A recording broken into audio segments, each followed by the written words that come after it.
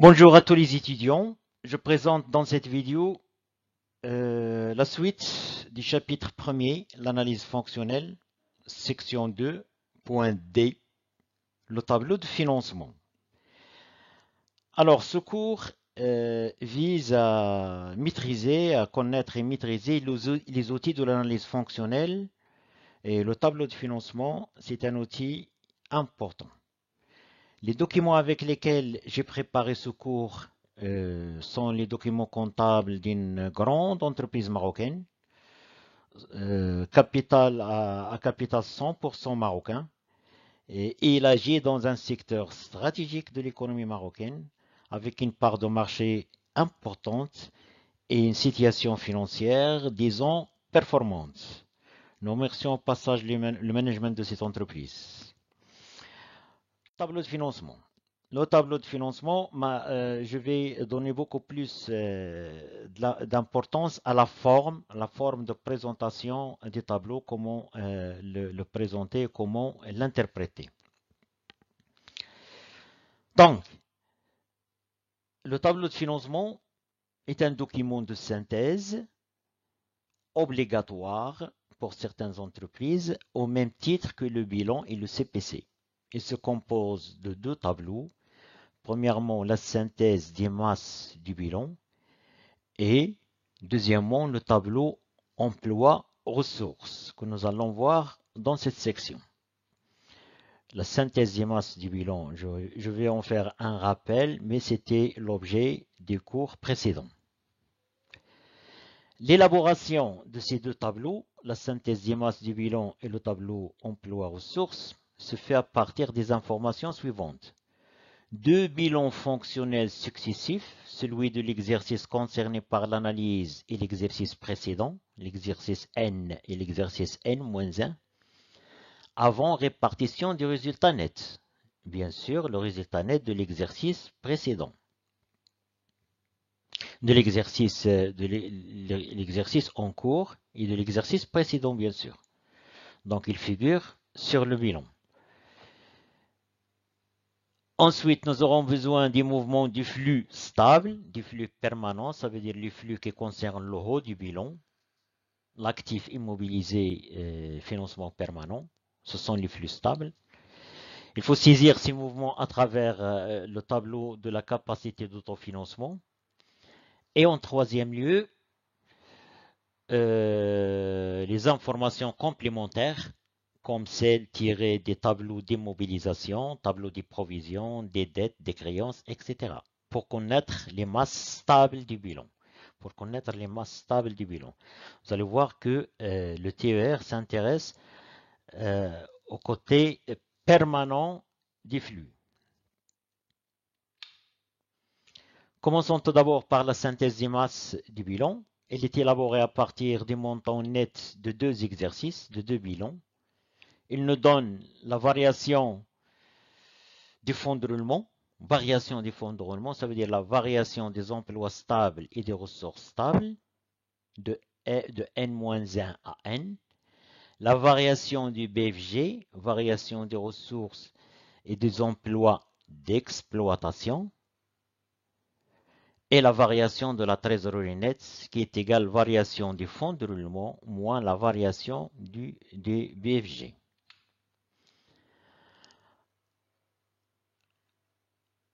Le tableau de synthèse des masses du bilan nous donne le fonds de roulement, donc qui est égal au financement permanent moins l'actif immobilisé pour l'année ici 2015 et pour l'année 2014. On fait la différence. Si la variation est positive, c'est-à-dire s'il y a eu une augmentation de N-1 à N du fonds de roulement, c'est une ressource.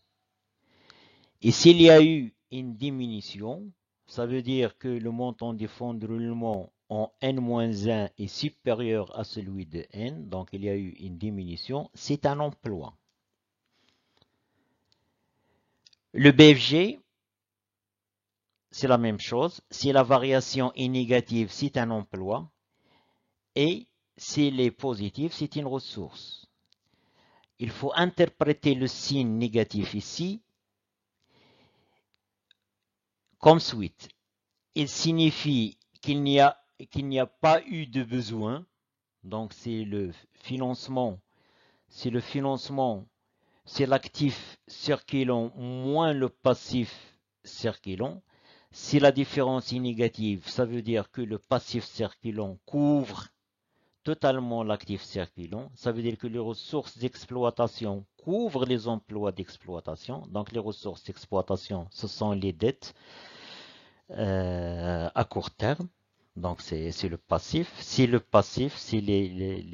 ressources d'exploitation couvrent les besoins d'exploitation, l'actif circulant, donc il y a un excédent, il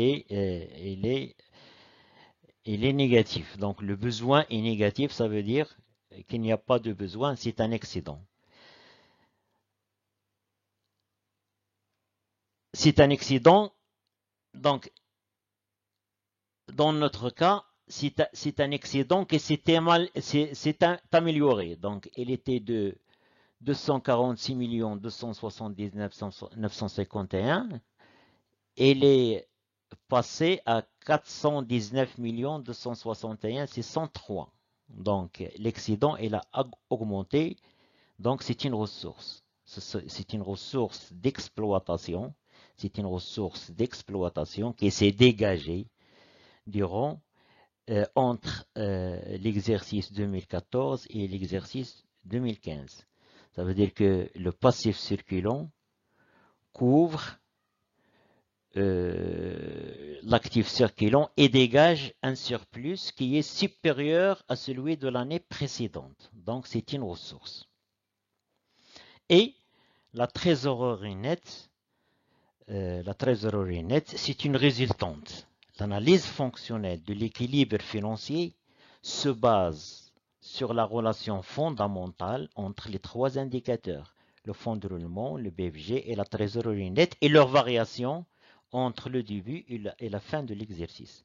Donc la variation de la trésorerie dépend des variations des fonds de roulement et des besoins des BFG, des besoins en fonds de roulement, des besoins de financement global, au BFR. Deuxième point, je présente le TER. Alors, le TER présente toutes les ressources obtenues durant l'exercice et toutes les utilisations qui ont été faites. Donc, toutes les ressources permanentes générées au cours de l'exercice et toutes les dépenses générées faites durant l'exercice sont retracées dans le tableau emploi ressources. Donc il y a une colonne pour les emplois et une colonne pour les ressources. Et il nous donne une idée claire sur comment l'équilibre financier entre les emplois stables et les ressources stables a été réalisé.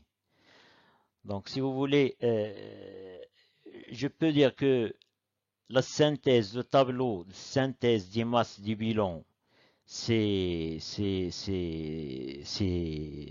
la photo. Donc c'est une photo comme le bilan patrimonial. Donc c'est une photo à un instant T, instantané, des avoirs et des dettes de l'entreprise. Donc le tableau des masses du bilan, c'est une photo. Le TER, c'est une vidéo, dans le sens où il va nous montrer comment les choses se sont déroulées, comment les flux d'emploi et les flux de ressources se sont déroulés. À rappeler que sont considérées comme ressources stables toutes les diminutions de l'actif immobilisé. Un actif immobilisé qui diminue, ça constitue une ressource. Imaginez un poste terrain qui était de 500, il a diminué à 0. Ça veut dire quoi? Ça veut dire que c'est une ressource. Donc ce terrain a été liquidé. Cet actif immobilisé a été liquidé. Donc toute diminution de l'actif immobilisé est une ressource et toute augmentation des passifs permanents est une ressource. L'augmentation des capitaux, l'augmentation des dettes financières, c'est une ressource permanente. La diminution d'un actif immobilisé, c'est une ressource dégagée durant l'exercice. Rappelez aussi que sont considérés comme emplois stables toutes les augmentations de l'actif immobilisé. Donc, toute augmentation de l'actif immobilisé est un emploi. L'acquisition de machines de N-1 à N durant l'exercice a été réalisé une acquisition d'une immobilisation, c'est un emploi. Emploi de quoi? Emploi de fonds. Emploi de fonds. Donc, les augmentations de l'actif immobilisé sont considérées comme des emplois stables et les diminutions des passifs permanents sont considérées comme des emplois stables. Diminution des passifs permanents. Pensez par exemple à la diminution des postes emprunts. Diminution de postes emprunts, ça veut dire que l'entreprise a réglé une partie de cet emprunt. Donc, c'est un emploi de fonds. Donc, il faut bien rappeler ces règles-là. Et en se basant sur la distinction entre flux et stock, un flux d'emploi induira une augmentation de stock actif. Donc, un flux d'emploi induit une augmentation de stock actif ou une diminution de stock ressources passifs. Un flux d'emploi induit une augmentation de l'actif, augmentation de stock de l'actif, stock au sens économique, pas stock au sens stock de marchandises. Donc l'actif, c'est le bilan tout entier, c'est un grand compte de stock. Donc un flux d'emploi induira une augmentation de stock ou une diminution de stock de ressources. Un flux d'emploi induit une augmentation de stock actif ou une diminution de stock de ressources passifs. Et un flux de ressources entraînera une augmentation de stock de ressources passifs ou une diminution de stock d'emploi actif. Donc c'est l'application de la règle. L'application de la règle en se basant sur la distinction entre la notion de flux et la notion de stock. C'est important pourquoi? Parce que le TER, il est basé sur cette règle fondamentale. Voyons maintenant les composants des TER. Commençons par les ressources stables. Donc, il y a colonne emploi ressources pour l'année 2015 et deux colonnes emploi ressources pour l'année 2014. Il y a le point 1, ce sont les ressources stables de l'exercice, flux, cette notion de flux. Et le point 2, ce sont les emplois stables de l'exercice. Donc les ressources stables de l'exercice et les emplois stables de l'exercice. Le reste, en bas, on va le voir à la fin de cette présentation. Donc, je vais essayer d'expliquer les composantes des TER.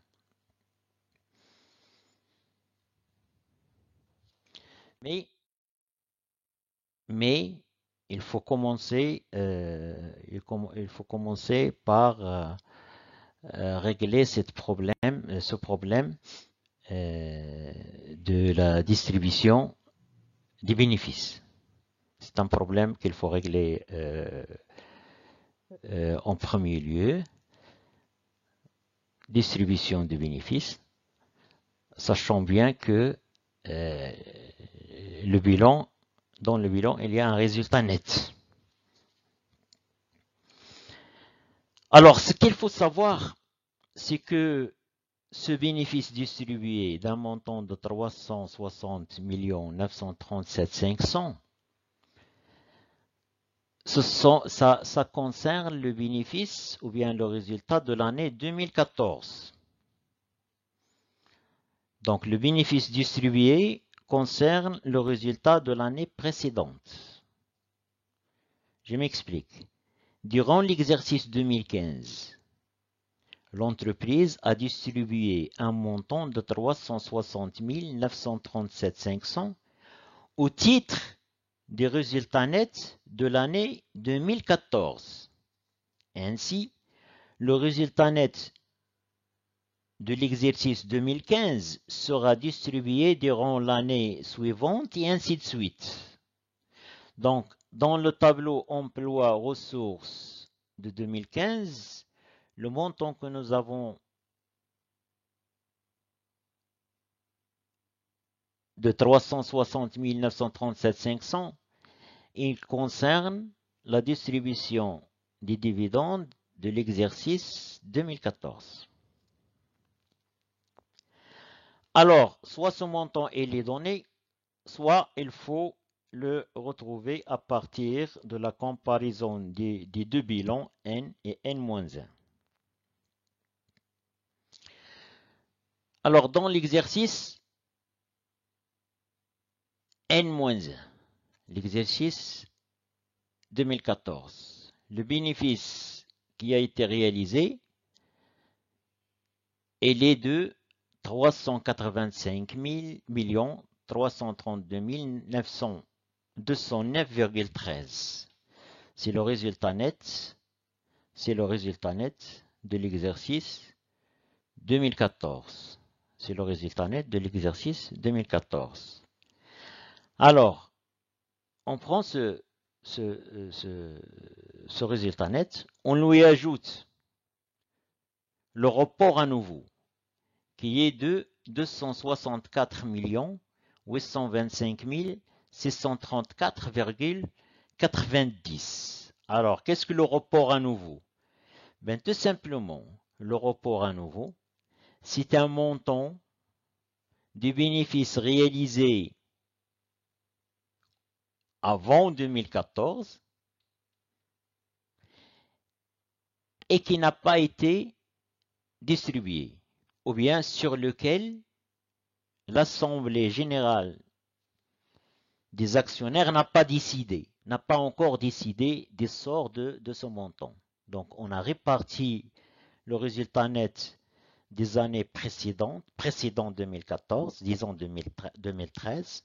On a réparti le bénéfice de l'année 2013 et une partie de ce bénéfice, on a décidé de la laisser à part et en vue de décider de son sort pour les années à venir. C'est ça c'est le report à nouveau. C'est un report à nouveau.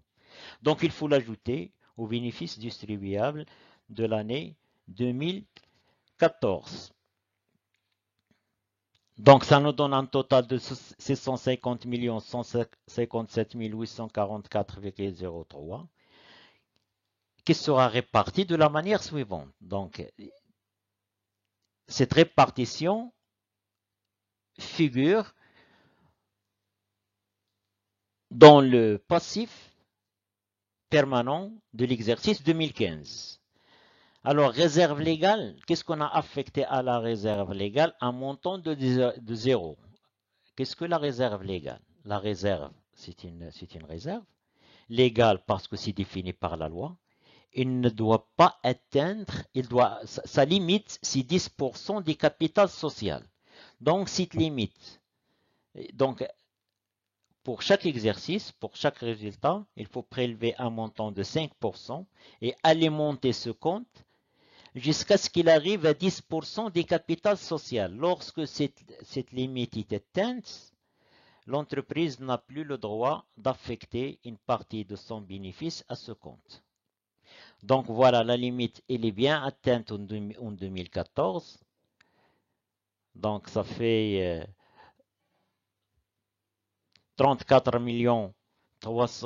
375 000. Donc la limite est atteinte. Donc aucune répartition vers la réserve légale. Autres réserves. Donc le compte autres réserves qui était de 44, qui était de 157 millions 140 000 en 2014, il a augmenté à 446 millions 140 000 en 2015. Donc il y a eu une augmentation. Cette augmentation, elle est d'un montant de 289 millions. Donc là, c'est une partie des bénéfices de l'exercice 2014 plus des reports à nouveau qui a été affecté à ce compte. Autres réserves, donc ce ne sont pas ce sont des autres réserves, donc l'entreprise a droit de garder une partie de son bénéfice dans ce compte autres réserves pour assurer le financement de ces investissements. Donc, autres réserves, ça a augmenté d'un montant de 289 millions. Le report à nouveau. Donc, le report à nouveau, il est de 220 344,03. Donc, une partie de ce montant à répartir a été affectée à ce poste. Donc, sur ce montant-là, on a laissé à part comme un report à nouveau pour l'exercice suivant et le management de l'entreprise va décider du sort de ce montant. Voilà, on fait la sommation. On fait la sommation. On fait la différence entre le total à répartir et les montants répartis et ça nous donne un dividende de 360 937 500. Donc c'est comme ça qu'il faut chercher ce dividende. Cette question étant expliquée, passons maintenant à la capacité d'autofinancement qui est de 591 152 745,21. Le tableau de calcul de la CAF, qui est le tableau 2 de l'état des soldes de gestion, le premier étant le tableau de formation des résultats, TFR. Donc ce tableau de calcul de la CAF nous donne le calcul de l'ensemble des ressources internes générées par l'activité normale. Cette précision, elle est très importante. Donc, générée par l'activité normale de l'entreprise. On va revenir sur cette précision par la suite. De l'entreprise. Voilà, il nous donne l'ensemble des ressources internes par opposition aux ressources externes, celles provenant des partenaires de l'entreprise, associés, prêteurs, État, etc. Donc là, la CAF, il s'intéresse aux ressources internes et il se calcule de deux méthodes. Donc il a deux méthodes de calcul, soit à partir de l'excédent brut d'exploitation. On va voir cet indicateur au moment de l'analyse de l'activité, l'excédent brut d'exploitation, ou bien à partir du résultat net. C'est cette dernière méthode qui est adoptée par le plan comptable marocain. Elle est appelée méthode additive. Ça veut dire, c'est la méthode additive. Donc, on prend le résultat net plus des charges plus les charges non décaissables, donc des charges de la classe 6, mais qui ne sont pas décaissables, donc qui ne se traduisent pas par une sortie d'argent.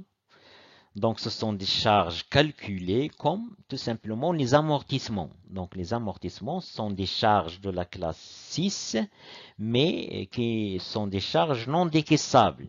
Donc, ça diminue le résultat, mais l'argent n'a pas été décaissé. Voilà, ça diminue le résultat net, mais l'argent n'a pas été décaissé. Donc, au moment des calculs des ressources générées par l'entreprise et qui sont conservées durablement pour assurer le financement de ces investissements, il faut compter aussi les charges qui ont été inscrites euh, à la classe 6, mais qui n'ont pas été décaissées.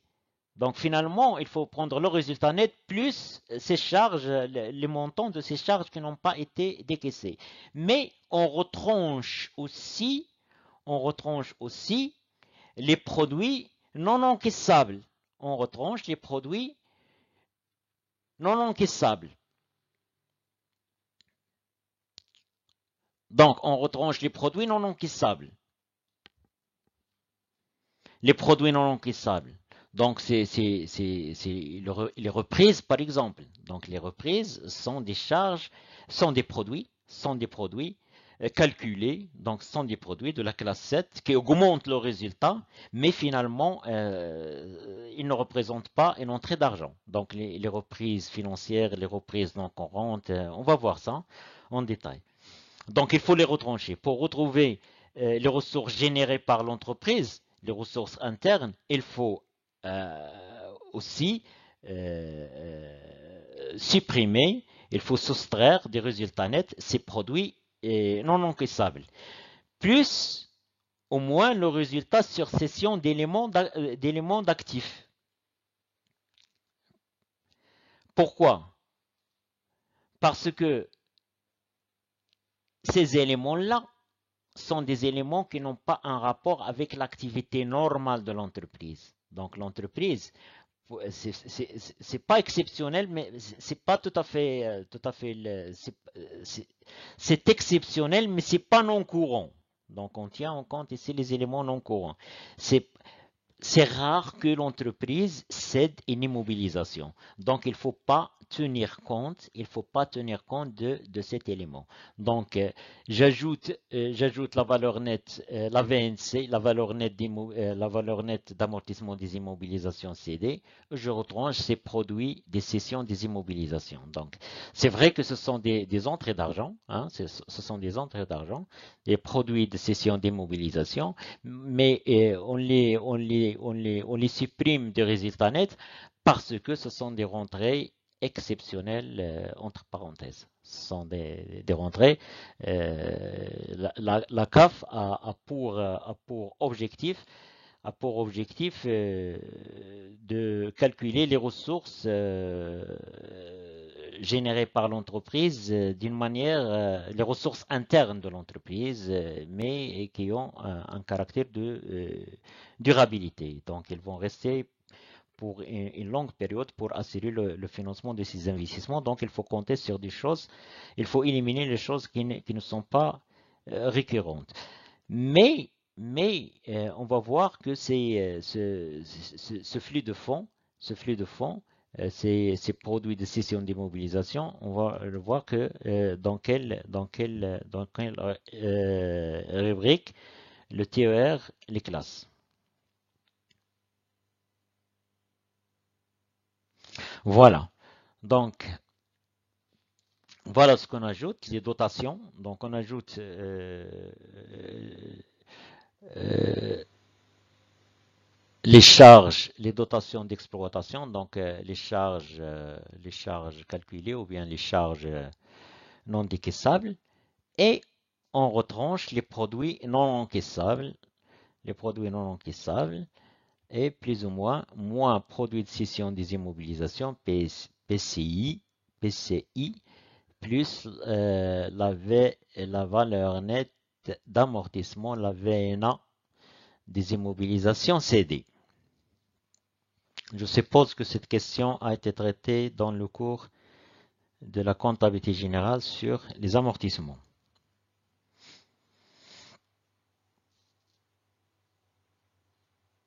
Très bien. Donc, voyons maintenant la capacité, voyons maintenant les dotations d'exploitation. Voyons cette dotation d'exploitation, comment retrouver ce montant. Donc, les dotations d'exploitation, normalement, ils figurent au CPC. CPC, donc nous avons dotation d'exploitation en bas, dotation d'exploitation, un montant de 212 037 197,17. Dotation d'exploitation. Mais le montant n'est pas le même. Il n'est pas le même. Pourquoi? Parce qu'il faut tenir compte de cette précision, à l'exclusion des dotations relatives aux actifs et passifs circulants et à la trésorerie. Donc, il ne faut pas prendre en compte les dotations relatives aux actifs et passifs circulants et la trésorerie. Pourquoi? Parce que tout simplement, la CAF a pour objectif de calculer les ressources internes générées par l'entreprise, mais qui ont un caractère de permanence. Donc, qui concerne le haut du bilan. Donc, il faut réduire ce montant des dotations par celles relatives aux passifs circulants et à la trésorerie. Et où on retrouve cette information? Elle est dans le tableau des provisions. Donc, dans le tableau des provisions, il y a les dotations d'un côté et les reprises par nature, dotation d'exploitation financière non courante, reprise d'exploitation financière non courante. Et on donne la nature de la dotation, provision pour dépréciation de l'actif circulant hors trésorerie. Donc, c'est une dotation d'exploitation qu'il faut soustraire du montant total de la dotation d'exploitation et retrouver le montant de 204 741 054,17 qui figure dans le tableau de la CAF. Voyons maintenant les reprises. Donc, dotation financière, ça n'existe pas. Dotation non courante, ça n'existe pas. Mais c'est la même démarche pour les calculer. Donc, il faut se référer au tableau des provisions qui donne le détail des dotations qui figurent dans le CPC et appliquer l'exclusion qui est en bas des tableaux de la CAF. Voyons maintenant les reprises. Les reprises, là, nous avons des reprises non courantes. Les reprises sont des produits, mais des produits qui ne sont pas encaissables. Donc, des produits qui ne se traduisent pas par une rentrée d'argent. Ce sont des produits non encaissables. Ils sont inscrits au crédit, ils sont inscrits dans la classe 7 du CPC pour annuler les charges. Donc, ces produits non encaissables augmentent le résultat net des CPC et il faut les éliminer dans le calcul de la CAF. Il faut les éliminer dans le calcul de la CAF. Ils ne représentent pas des ressources générées par l'activité de l'entreprise. Et pour trouver le montant des reprises non courantes, il faut se référer aussi au tableau des provisions. Le tableau des provisions nous donne provision durable pour risques et charges, un montant de 11 626 530,74. Remarquez qu'on n'a pas tenu compte de cette provision de 2 478 595 parce qu'il s'agit d'une provision pour dépréciation de l'actif circulant. Donc l'exclusion numéro 2 en bas de la cave à l'exclusion des reprises relatives aux actifs circulants et à la trésorerie.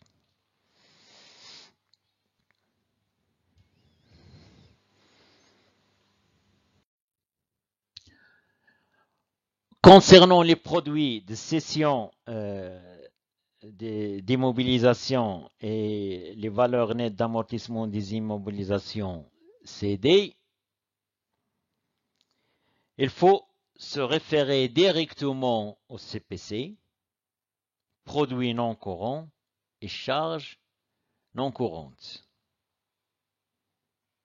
Donc, le résultat net, plus charges non décaissables, moins produits non encaissables, plus PCI, moins distribution, égale autofinancement. Égale autofinancement.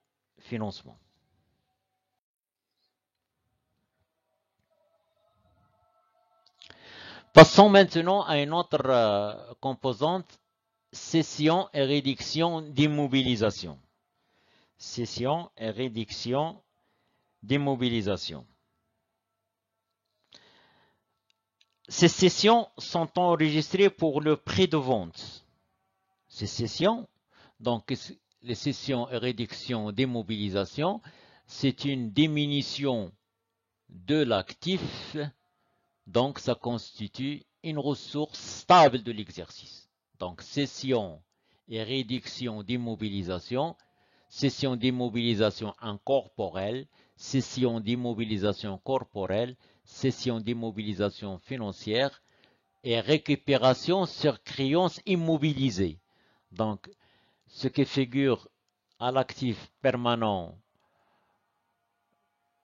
s'il diminue, c'est une ressource. Donc, récupération des créances immobilisées, lorsque l'entreprise récupère une partie des créances immobilisées, c'est une ressource. Lorsqu'elle cède une immobilisation incorporelle, corporelle ou financière, c'est une ressource. C'est une ressource de l'exercice.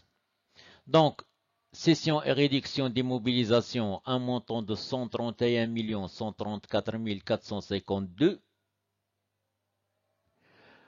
Pour retrouver ce montant, il faut aller directement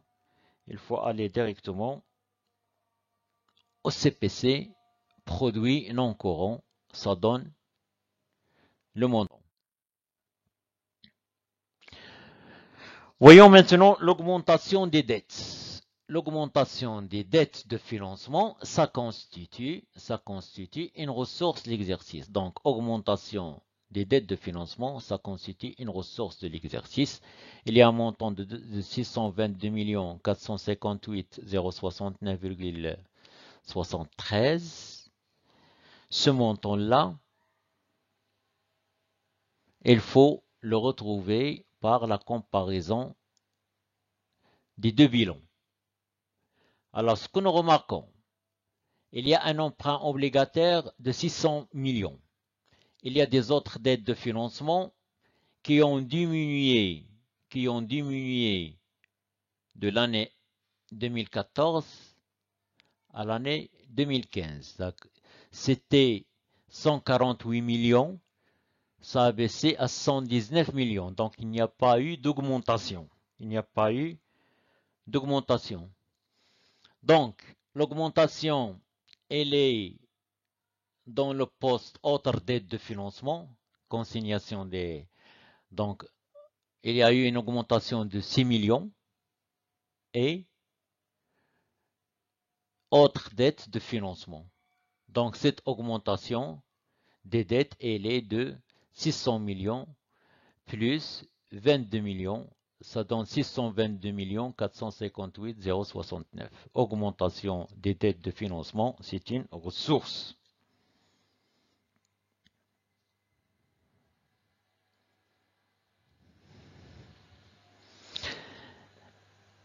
Mais, en l'absence d'autres informations, c'est très difficile de faire ce calcul à partir de la variation des deux bilans, parce qu'il peut y avoir un remboursement d'emprunt et une augmentation en même temps. Mais en règle générale, dette de financement en N-1 plus emprunt nouveau en N moins remboursement d'emprunt en N est égal à la dette de financement en N. Donc, pour retrouver le montant de la dette financière de l'année N, il faut prendre ce qui était avant, plus ce qui a été remboursé, plus ce qui a été contracté durant l'année. Mais en l'absence de cette information, le calcul de cette augmentation de ressources des dettes de financement peut être fait à partir de la comparaison des deux bilans.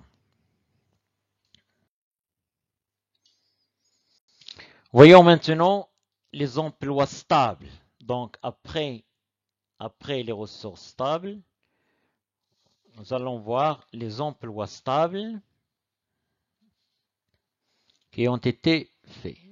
Donc pour les immobilisations, immobilisations, c'est la même règle. Il faut prendre les immobilisations brutes en N-1 plus les investissements en N moins les cessions brutes en N pour avoir le montant de ces immobilisations.